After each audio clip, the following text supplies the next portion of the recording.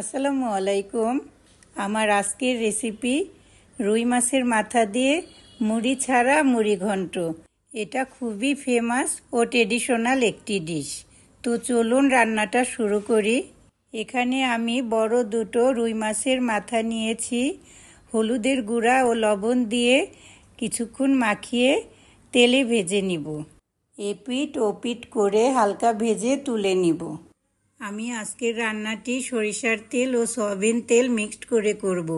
সরিষার তেল দিলে রান্নার ফ্লেভারটি ভীষণ সুন্দর আসে। প্রথমে দিয়ে দিব পেঁয়াজ কুচি,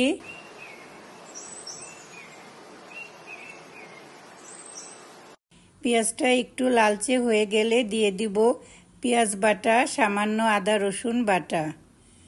একটু নেড়ে চেড়ে দিয়ে দিব মরিচের গুঁড়া, হলুদের গুঁড়া, ধনিয়ার গুঁড়া, জিরার গুঁড়া,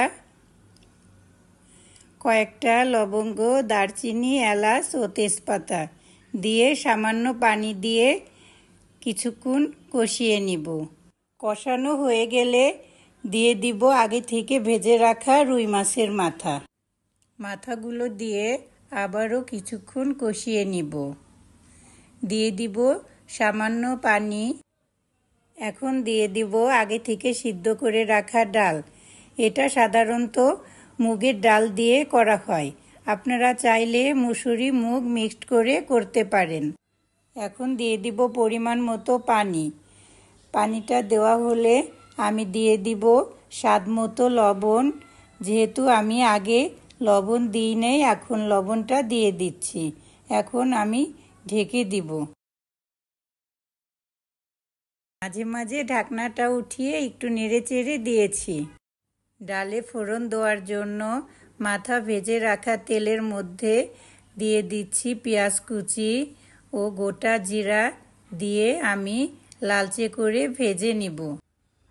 ভাজা হয়ে গেলে ফোড়নটা ডালের মধ্যে ঢেলে দিব। ফোড়ন দেওয়ার সাথে সাথে এত সুন্দর একটা ঘ্রাণ আসছে যা বলে বোঝানো যাবে না। আল্লাহর রহমতে তৈরি হয়ে গেল খুবই সুস্বাদু রুই মাছের মাথা দিয়ে মুড়ি ঘন্ট। রেসিপিটি ভালো লাগলে লাইক কমেন্ট করে পাশে থাকবেন ও দোয়া করবেন। আবার নিয়ে আসবো নতুন কোনো রেসিপি। সেই পর্যন্ত ভালো থাকবেন। আসসালামু আলাইকুম।